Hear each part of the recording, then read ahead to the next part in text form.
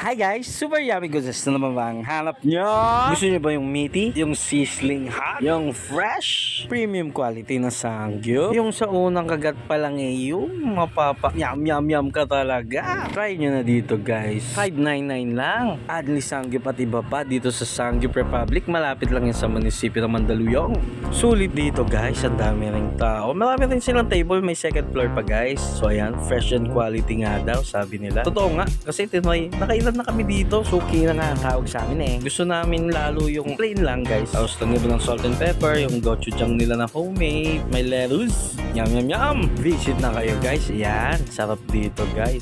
Sobrang sulit kaya favorite namin ni Mrs. dito eh. Lalo't meron pa silang mga iba't ibang putahe dyan guys. So, iba-iba nga yan guys. Depende sa araw. Hindi lang Sangyup yan guys. Ang dami pang choices. At yung sabaw nila ang sarap. Sobrang sarap nga habang inedit ko to. Parang gusto kong mag